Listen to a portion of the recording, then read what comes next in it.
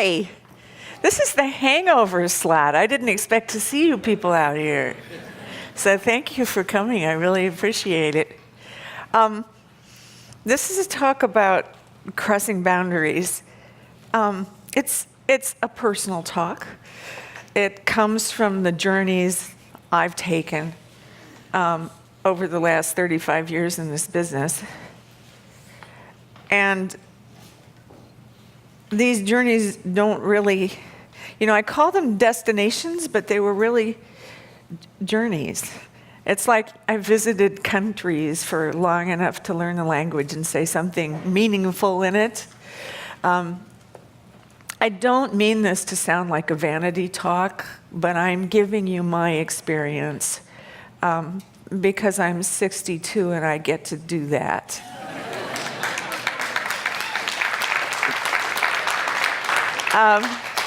But I'm hoping to give you some examples of things I've learned by crossing boundaries between humanities and arts and technology and science, and in the course of taking these journeys that maybe you can find useful.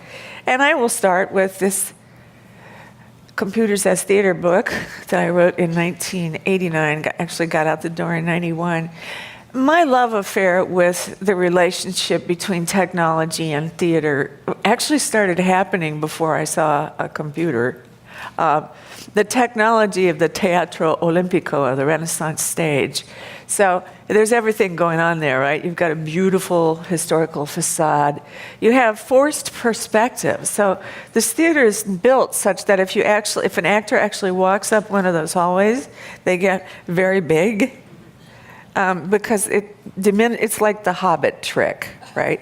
So there's this beautiful technology of perspective in use for creating and presenting representations. So already, these are ideas that we use in interaction design all the time.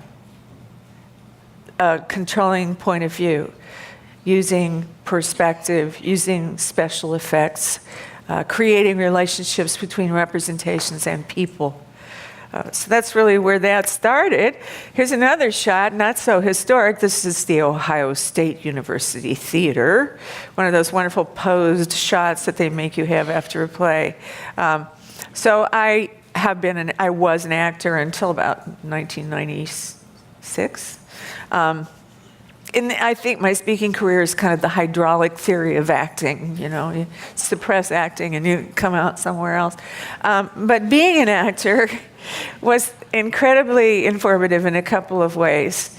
First of all, the notion of a repertory company, where you might even direct. And certainly you can play a lead one night and an extra the next, and it doesn't matter. What you have is a team that's doing work together on a representation. To be a director, your job is to create a vision of a finished performance that pulls people with really diverse skills toward it and manifesting it together as a team. These are things we do all the time as interaction designers.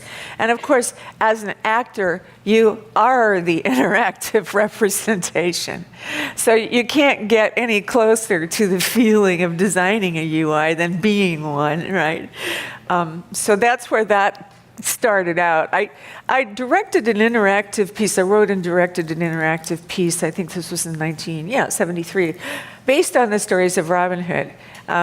These were the days when participatory theater was a big deal in New York. You had Hare, Living Theater, Dionysus in '69. So we decided to do Robin Hood at mansion staging around the Ohio State University Oval. And by the way, you can tell from that previous slide the profound respect that was being shown me by my cast as I was trying to direct this play. So at the beginning of the play, the children come into a little waiting area, and the minstrel comes, and Alan Adale begins to sing and asks the kids to follow him through the woods. And I can remember I was one of the greeters standing up on a parapet there, and a kid came by, and I said, "Welcome to Sherwood Forest." And he goes, "What's that tree?" I said, "Well, that's an oak tree in Sherwood Forest." And he touched the leaf and he goes, this is an oak leaf in Sherwood Forest. And I'm sure this kid, it was the first time he'd looked at an oak leaf, and he can probably still recognize them, right? So that was a big payoff. Once the action started, it was basically improvisational, so we worked with scenarios that were placed at different venues around the oval, and the kids moved through. And the kids could make comments to the actors that would change what they were doing. I remember we had a deaf audience one day, and there's a couple of broadsword fights in the play, and the kids were saying, "There's somebody behind you, we hear them," you know, and a whole ambush scene got creamed, basically, you know, and so the actor did a great job, and the swordsmanship was wonderful, and nobody died, but it was amazing. These kids had such acute hearing. Anyway, I did that. And then things started to change for me. A friend of mine named Joe Miller was the head of graphics, computer graphics at DePauw Memorial Institute in Columbus. And one night, very late, after consuming dubious substances, he took me to his lab. And in his lab, I saw images from Viking painting themselves slowly on the screen. And I sort of fell to my knees and I said, oh my God, whatever this is, I've got to have a piece of it. You know, it's already a Trekkie, so it didn't take much. This, of course, is a picture taken by the great-granddaughter of the Viking. So about a year later, my friend Joe, hello, my friend Joe, started a company to do software on a little 1802 computer board connected to a television set. We had 2K of RAM. He asked me to come and design interactive fairy tales. It seemed like the most natural thing in the world. After having done Robin Hood, you know, I went on to Sleeping Beauty, and it wasn't that much of a problem working in 2K of RAM. I remember when we got 16K in that machine, we were all saying, well, so what are we going to do now? War and peace, you know. It seemed like such a luxury of memory. We sold 10,000 of these things through Montgomery wards, and then the company cacked, and one by one, we all came to California to work for Atari. So here is the map, I guess, of the journey to that first book and the ideas that I picked up along the way. And I've talked about some of it already. We've already talked about acting. We've talked about improvisation. I'm sure you use it. I wish I could have attended the improv workshop here. We use it in our business to act out and experience ideas that we have about interaction design.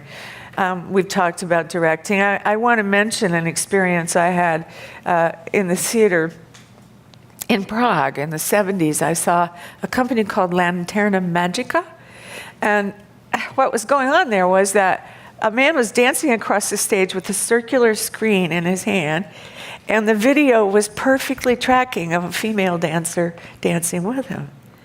And it was the first time I'd seen, it wasn't digital yet, but video, new media technology integrated with live theater. So, of course, next year I had to produce a very strange version of Alice in Wonderland with, you know, video screens. And anyway, that was a real influence on me. And I think it came from sort of the cultural moment of Lanterna Magica. We've talked about the participatory theater movement that was popular in the day. But if you don't know about this stuff, let's talk about Hair, or Jesus Christ Superstar, or Dionysus in '69.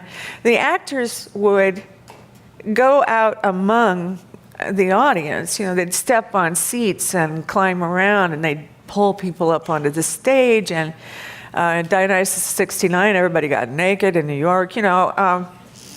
So that kind of participatory theater is really different from something like Tony and Tina's Wedding or Sleep No More. And it was a riot, you know. It was 1968 to 1972, so you can sort of understand what was going on there. In terms of theater history, I think a huge influence on me was the history of the Greek theater, the 5th century BC, great golden age of Greek theater, where we're going to the theater and being part of the theater, the Festival of Dionysus, was both a civic duty and a spiritual one, okay? So the actors were often priests of Dionysus, and it was their sacred duty to represent these plays. And the audience wasn't going to see Oedipus Rex because they wanted to see how it turned out. You know, that story had been around in epic and narrative culture for a long time. They went to see the production because it was placed in the festival in the context of the current moment in Athenian life.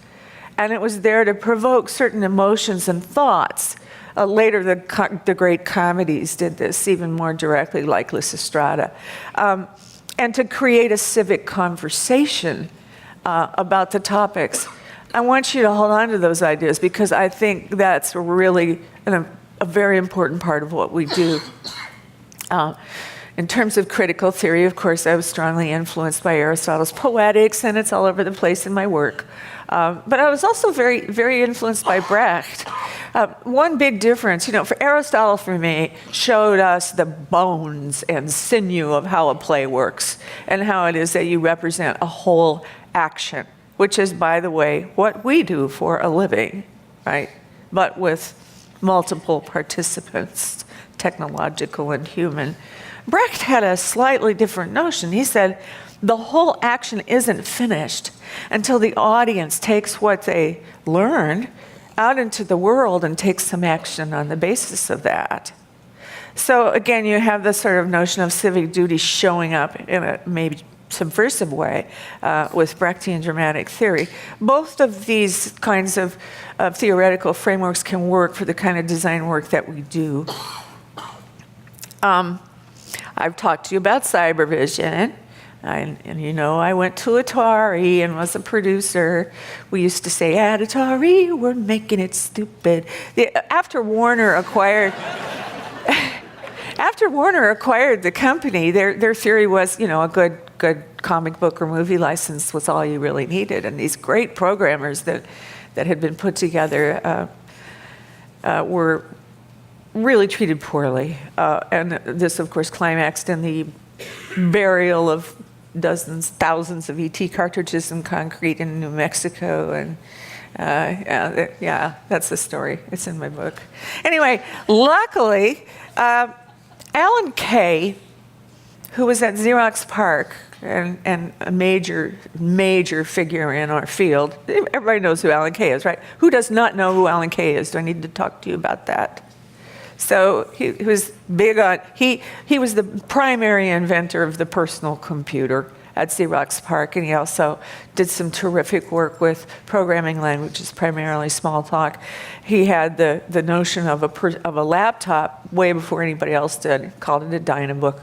And he's a major figure in our history that we need to be familiar with. Well, I could see the axe swinging my way in the personal computer division because I was advocating for things like astronomy programs and stuff. Let's look at the stars. Who would want to do that? Well, ask the guys who did Star Walk. Anyway, I ran over to Alan's office. I knew him already and said, you got to get me out of there.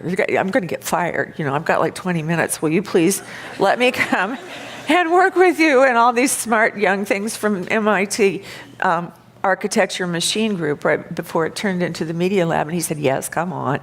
A year later, the president sent him a memo saying, I understand that Brenda Laurel is still working here. I thought she was fired. And Alan said, no, she's a good kid. She just kind of misdirected. So actually, I got fired twice from Atari. It was cool. But these young people from MIT introduced me to a whole new world of interaction design. These were the guys we're talking about: telepresence, remote presence, immersive technologies, et cetera. And it gave me the opportunity to turn my attention to thinking about artificial intelligence as a way to put an engine inside of a computer game that would generate more interesting next incidents on the basis of what a player did. And we disproved that theory pretty well at the Oz project at Carnegie Mellon. But my mind was completely blown by the people I met there, and my life was changed forever. I met Don Norman, who is my mentor, although he is a crustacean. He's the guy, as far as I'm concerned. He taught me a lot. He was the first person to understand what I was talking about when I was working on interface as mimesis and these theatrical ideas. I think it's because he's a psychologist, because that was about the time that the psychologists came in to the field of UI design. You know, most of the stuff that had been done before was done by engineers. Now, some of it was great, like Doug Engelbart's mouse, but most of it wasn't. So when you had the cognitive psychologists come into the field, things really started to get interesting. Quickly, I produced little computer people designed by Rich Gold while I was at Activision. And it was the first time I saw an agent embodied in a computer that interacted behaviorally with the user. There was a little guy living in his little house, and you could see him, and you could send him messages. You need to go to the grocery, you need to eat supper, and keep him healthy, and he'd watch TV. And if he was really happy, he'd play the piano for you, or he'd ask you to play cards with him. Well, if you neglected him, he got kind of sick and sad, and then he'd go up to his bed, and then he'd die. And that was it. I mean, you couldn't like reboot, right? So when the sales guys took little computer people on the road, of course they didn't feed him, right? And they'd get ready to demo him and he'd be dead. So we had to build a special version that was immortal, you know, that really didn't need to eat, so that the salespeople I don't know what I learned from that, except that there was an agent, a character that I had a relationship with. That was completely improvisational. A few simple rules, right? Emergent behavior. That'll be a theme that comes up again. And then I went to Apple, worked with the human interface group there, did their first book. In fact, my first book was, I edited a book of stuff that had been done by the interface designers at Apple. I also got wedged Tim Leary in there and a few other interesting people, Nick Negroponte. So being a community of people who are doing UI design for a hardware company was really neat. And again, my eyes were open to many new and wonderful ideas. This is where my colleague Rachel Strickland and I hooked up. She was one of those architecture machine group wizards that had been at Atari Labs. And we were doing a project with Alan Kay. He had a project called Vivarium that was trying to create a magnet school in Los Angeles based on kids writing code. And Rachel and I went off to find out how children tell stories, to learn if there was some way we could use that narrative practice as a programming language. And the project was called Coyote in the Playground, and my kid was in kindergarten, and she had a really cool Waldorf teacher, so we went in there and did a semester of Coyote. Coyote stories, Coyote cookies, Coyote eyeball cookies, if you know that story. And the kids told stories and acted out stories and wrote stories. And one of the things they did was construct stories with petroglyphs that we gave them. And what we learned is that they weren't necessarily doing beginning, middle, and temporally oriented stuff. They saw story as landscape in a lot of ways. And the way that they represented story was spatial rather than linear in some cases. So we had to go back to Alan and say, hey, this is cool. I don't know if he used it because by that time I was off writing this book, Computers as Theater, and I sort of learned during that journey how to understand what it is we do through a very rigorous notion of structure and through a lot of personal experience as the field was changing. First edition came out in 1991. There was a paperback that showed up in 1993 that had such a horrible cover, I'm taking it away. So I've had 22 years to cover in this rewrite, and I'll talk about that when we're finishing up. Here's another journey. This here is a map of Banff, Alberta. And here is the journey in the sense that there was this little thing called virtual reality hanging around, people talking about it. I wanted so badly to walk through the door, you know, not have the screen between me and the little computer people or the landscape beyond. I wanted to dive into it. I was really motivated in that way.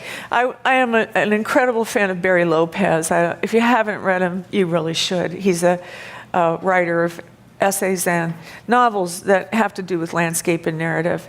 And Rachel was also a great fan, Rachel Strickland, of Barry. So we got to talking about what we might do. We talked about the architecture of a representational landscape. What is that like? How do you make a landscape that has some kind of credibility and maybe some reference in the natural world in VR? We talked about point of view and space in that regard. So these were the key things that we were thinking about. We were also thinking about, well, who is the author of the experience in a virtual environment? It's, you know, a person can do whatever the constraints of the environment lets them do. So this notion of authorship as a shared thing became really large for me because it was an environment, a medium in which that was absolutely true. And the only thing that we could really offer or author were landscapes, affordances, behaviors of landscapes, relationships between landscapes. So we wrote a proposal to the Banff Center, and they accepted it. Now you notice the little town of Leary just showed up here. Timothy was, and you laugh, Timothy was an extraordinary human being. And he really helped me to have the kind of crazy hope that would get you through a project like this. He was a dear friend, and I still miss him. So, virtual reality in those days was constructed of polygons, and it looked like it. You know, it was kind of annoying and boring, and you had this glove. Your right hand could go in there. And I remember at NASA when I saw early VR, what you got to do with your hand in this beautifully modeled, vector-modeled world was get a pull-down menu. What's wrong with this picture? You went to all this trouble and you're giving me a pull-down menu? Really? You know? So I had some issues with the way VR was going down. I had issues with the purposes for which it was being used. It was being used for training, period. You know, really, for astronauts and Caterpillar drivers, et cetera. Well, why not use it for dreaming? Why not use it for diving into a dream? Why not use it for creating a landscape in which magical things occur? At that point, our purpose became to make a design statement about the medium. You know, dudes, this can do a whole lot more than you think. So, right? We had a very collaborative design process. In other words, we fought all the time because we were in, you know, brand new territory. We didn't know what we were doing. We had some great programmers. There was no roadmap, no prior examples. So everybody had a vision, and the only way we could solve difficulties was to literally put our heads in it and see if it made sense. So that was fun. We worked a lot with the notion of engagement. Well, you know, you've heard about sensory immersion in VR, but what does engagement take? And the guy who wrote about half of our code, whom I later married, Rob Tao, gave me a phrase called the principle of action, which basically means the way you feel actually present in a place isn't just sensory immersion, it's the ability to do something there. And that seems very important, and I think it can be generalized to our whole field. Proprioception, the sense that you are taking action, both physiologically and psychologically, is the thing that we're looking for. And then interval research decided to kick in $1 million. So we got the first SGI reality engine off the line, and we had 13 computers duct taped together, and the sucker ran at 12 frames a second on a good day. About 150 people saw it. And it changed some minds. People had out-of-body experiences. We wanted them to have embodied experiences, and there's some gender stuff there. Anyway, I felt that boys, the men typically saw it as an out-of-body experience, and the ladies typically saw it as entering a landscape. So that's just a rough measure, and there were exceptions on both sides, but it was an interesting gender moment. So here are a few images from that project. At the top, you can see we were using virtual. So Michael Neymark helped us capture the natural world and represent it in this environment in several different ways. This is virtual relief projection of a waterfall. So we've made a virtual screen that's the shape of the waterfall, and then we're projecting video onto it. The artwork in the center is representative of the kind of characters and structures that you would find in the environment. The spider is an example of one of our smart costumes. You had to put your head in an animal and become an animal to walk around in this space. And you would take on the animal's physiological characteristics, like crow flying and stuff. And it was a two-person environment, and everybody had two hands, not just one to pull down a menu. So those are pictures from that. I'm going to whip through this next journey because you've probably heard about it before, if you're of a certain age. And this was a kind of following on with interval research. So my project was to look at gender and technology because we were all concerned about the way. Now, this is a historically situated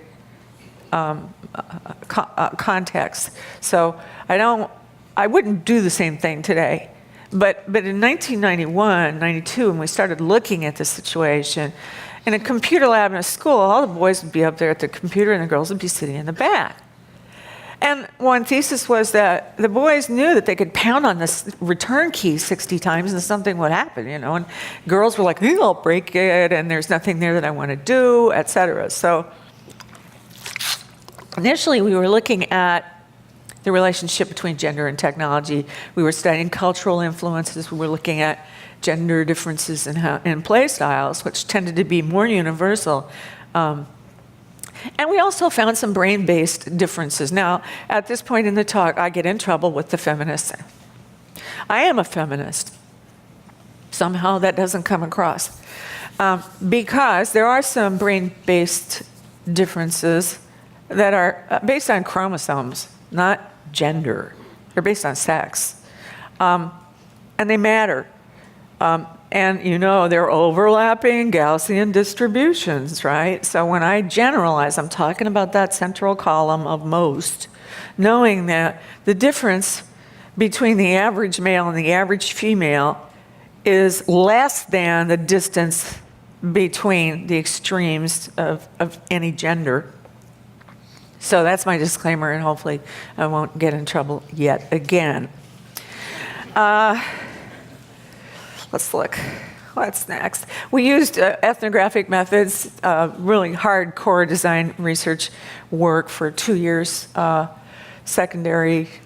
We did expert interviews. We interviewed over 1,000 kids in 8 U.S. regions, both boys and girls, and 500 parents and teachers. So I learned a whole lot about design research and its value. I learned also that, I thought, well, this is for girls, and I was a girl, so I know everything. Not. I was a girl in 1950, 1960. I was born in 1950. I mean, things were entirely different. So what I expected to be true simply wasn't in a lot of cases because our culture had changed. And then that was a really important lesson for me, that we are not designing for ourselves, that not everyone is like us, and that there are ways to find out, who they are. One of the things we discovered about art styles in the process of developing characters to test with these kids was that if they saw a character on the computer perform actions and make choices enough that they got to know them, it didn't matter what the art style was. It didn't matter what, and in fact, we did this. We had 2 series of games, one in which we were working with inner life, and it was very pastel-y, and the characters were their actual age, and then the other about social life and because girls think of themselves as a couple of years older when they think about their social presence. Didn't matter. They had no trouble recognizing the character. This says to me that the choices and actions of a character, and we can think of the affordances that we make in UI as characters, if we stretch it a little bit, that those choices and actions have much more to do with how the character is understood than the art style in which the character is rendered. Now, this doesn't go so far as to make Clippy okay, but I thought it was an interesting discovery. Of course, there are always ethical issues when you're looking at something as dicey as gender, and everybody wants to represent characters the way they think, girls are, or the way they'd like girls to be. And you really run into a horrible train wreck when you try to work that way. And we were lucky that we'd done that 2 years of research, because we could come together and say, let us go together to the research, and learn how to meet people where they are, even if it's socially unacceptable to some parties, right? And to represent so that the guy you're trying to work with on the other side recognizes himself in the work that you're doing. We're not designing for ourselves. That's a good generalization. We used a lot of strategic thinking about this project as we developed it into a series of computer games. We actually didn't intend to start a company when we started the research, but it became obvious that we had the opportunity. I learned something about strategy and tactics. We normally think that you've got a grand strategic goal and strategies under it and tactics serving the strategies, right? Well, I learned that one strategy can serve two grand strategic goals. And that was a revelation, and I've used it over and over in my work. So on the one hand, we were creating games that were geared towards girls to the extent that they were so interested that they put their hands on the computer screen and got comfortable with it. That was one goal. But the other goal came out of the research. We heard from these 8 to 12-year-old girls that they had this horrible sense of social inevitability about their lives. They're at that age where personal agency was just sort of starting to bloom. And what they were really asking us for, I think, was emotional rehearsal space. So that's what we gave them. We gave them the opportunity to navigate emotionally through a social landscape and a dream landscape. You surely remember the computer game culture of the day, because it hasn't changed much. It's about winning, it's about killing, it's about clocks a lot of the time. Sometimes it's about computer literacy, sometimes it's about playing. But this was a really tough nut to crack, to drop girls' games into this culture, all the way down to the retail environments where computer games were found, right? They were like electronics stores, places where girls and women didn't go. So it was quite a challenge to enter that culture. One of the things we learned about platforms, and this is, I think, continues to be of interest to us as designers, is that in those days, in 1993, our kids that we interviewed thought they had a very strong opinion that consoles were for boys and computers were for anybody. I'd really like to know how they feel about iPad. Maybe there's no gender difference at all anymore. Maybe there's an age difference. How does this segment, what does this platform signify to the person using it? It's a very important aspect. So learning this, we put our games on computer. I talked about emotional navigation. I'll give you an example in a minute.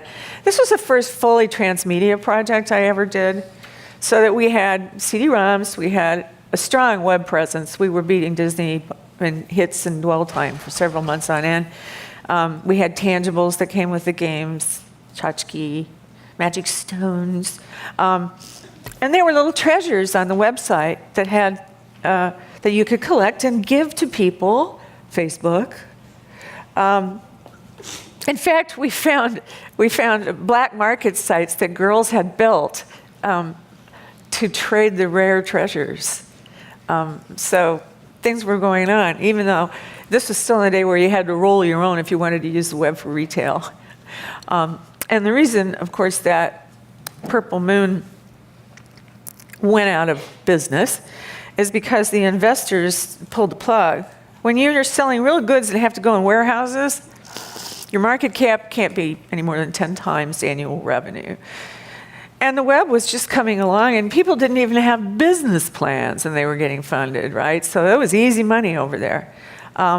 So the company was acquired by Mattel, which made me nuts. I lost a year of my life over that. It was just like, are you fucking kidding me, you know? Barbie bought my company. But it choked them. They bought every company that was in the girl games business in those days. And then they didn't have enough money to service their brands, and their whole computer game thing cacked. Ha! Ha! You know, but this was a cultural success. I didn't get making money on it. It was a business success in the sense that the first 2 years we were in the top 50, top 100 games that were sold. There's a page on Facebook called I Miss Purple Moon that's active right now. Go see it.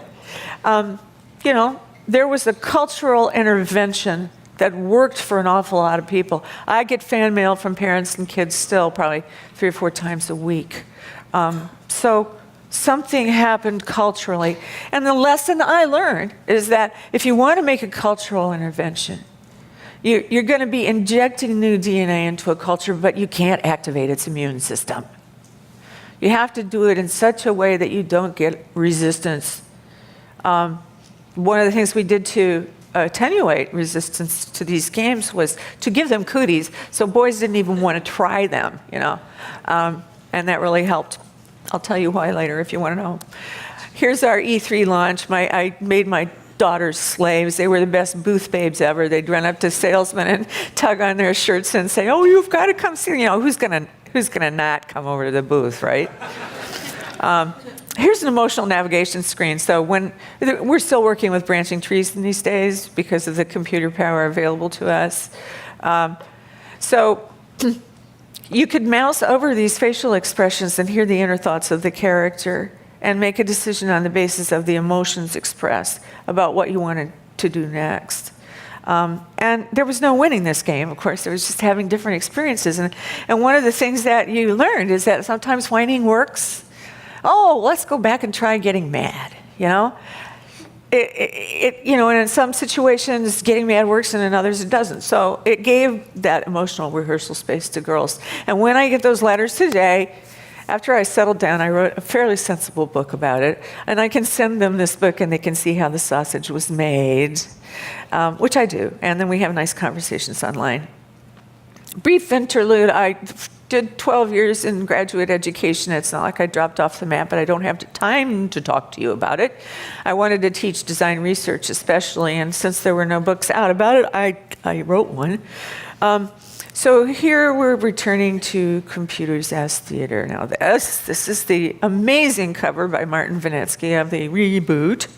I want to talk to you a little bit about the ideas that have showed up in the new book. You see you saw the old ideas there, so here's a major one, right? Mobility. Who knew in 1989 that everybody would be sitting around doing this on a phone? You know, or have an augmented reality experience with a phone or an iPad. I mean, who thought of that? I certainly wasn't thinking about it in 1989, so I spent a lot of time in the new book looking at that phenomenon. And one thing I've got to say is that I'm incredibly disappointed that augmented reality right now seems to be used almost exclusively in the service of the spectacle consumerist conspiracy that we're all subject to. You know, what a waste to use augmented reality to look at restaurant Yelp ratings. You know, and it annoys me. We could do so much better, and some people have. If you want to look at Leaf Snap or Star Walk, you can see things that are actually interesting that are being done in augmented reality. We can do a lot more. We can use it as a tool to see our world and each other differently. And we don't need to keep being trivial, do we? Just because Congress is? Another new piece is just looking at collective characters, right? Multiplayer games, how collective characters form a causal force in the shape of an action, both through the way they interact with one another and the way they collectively interact with the game. So I'm thinking now about guilds and stuff. That's a whole new phenomenon. So I tried to spend some time working with that. Mediated collaboration, this question of authorship, co-authorship with players. I've worked over my Freytag triangle. Those of you who don't know what that is, it's the basic shape of a dramatic action. So I've looked at it in a fractal dimension, and there's some fun new stuff there. And I've looked at it as turning from a line to a three-dimensional object. So imagine a Freytag spider sitting on a Renaissance fair, and you've sort of got the idea of what I'm working with there. Emergent behavior, lessons from science, right? And I know somebody's going to talk about this later today. A small set of simple rules, ants, for example, and their search patterns. You change one, and things go radically different. So one thing we might be doing in the design process is thinking about those little sets of simple rules, experimenting with tweaking them until we get a kind of emergence that's productive or beautiful. This is a lesson we can learn from our friends, the ants. Symbiogenesis is a huge idea for me. About 4 years ago, I started actually studying the Gaia hypothesis, and I've become, as most scientists have, completely convinced of its validity. Taking a swig of water. This basically says, in science, that we on this planet are one organism. The planet is an organism. And just as there are mitochondria inside of us giving little directions and playing their part, just as 95% of our bodies are other alien microbes and things, we live in the context of a larger organism. We know this. I don't have to preach to you guys. You're mostly liberal. Symbiogenesis means that two symbiotic partners, and this usually happens with microbes, can merge into a single organism, and they drop the genes that the other partner is supplying. So think about digital photography, right? Cameras meet computers, drop the darkroom genes. There's a lesson there in how we think about designing interactive patterns and affordances. Essentially, as always, I'm aimed at the good, and I still think of it as something framed by those notions that come from Greek culture, that civility, that the life of discourse and citizenship and responsibility, civility is something we need to move forward towards. If we can model civil discourse or civil behavior online, it might even leak back up to Congress, or at least to regular people. We really have a problem with this right now. And it's worse than that, as I'm sure you know when you look at the wars in the world. So this notion of civility, how can I use the technology at hand to encourage civility, civil behavior? And the other piece of the good is this notion of Gaian gardening, of taking care of this big old organism that we're part of. We're doing a crappy job of that. And yet we have all these affordances for seeing and knowing and creating emotional connections between people and the landscapes that they live in, including urban landscapes. We have the capacity to change behavior. We have the capacity to take action. All it takes is the will to do the extra hard work of making that compelling. So that's what's in the second edition, and some other stuff too. You'll note here that only the map has changed. The words are still there because this is really what I'm working on, and a lot of things that I'm trying to pursue in my new life at UC Santa Cruz as a professor of computer science. I think I'm the first person they've ever hired in that department that doesn't have a degree in computer science and PhD in theater. Okay, good enough. I walked into the office the first day, and it's like, are you all speaking Polish? Because I didn't understand a word. I don't know computer science the way these guys do, but it's been really interesting. And I'm going to entrain them to do some of this work. This is a map from Gulliver's Travels. of New Albion, the California coast. And I've learned that these two companions, as I grow older, are very important in doing good work. Being mindful, looking at it, calming down, breathing, and really looking at the world. Mindful of your own behavior, your breath, the way you're connected to the earth and to other people. And noticing that we are inventing right now new ways of seeing that can be as important as a telescope and the microscope if we had things in the right direction. Hero with 1,000 faces, Joseph Campbell said, technology are the eyes that Gaia grew to look at herself. I think that's cool. That's paraphrased. Our home here is on the coast. It's called Locus Voci. It's Latin for place of many voices. And that's what I've tried to do in my career, is listen to as many different voices as I could and take journeys that took me through strange terrain and take lessons along with me. And I hope I can keep doing that. Here's a little video of being embodied in the world. Do we have audio? Do we have audio? My husband and I like to put our heads in it. This is a Tibetan bowl concert we played inside a sea cave in Albion, which you saw on Gulliver's Travels map. Being embodied in the world, taking action in the world as a physical person, it can't be overstated how important that is. So I want to thank you for your attention and give you one last little dose of it here.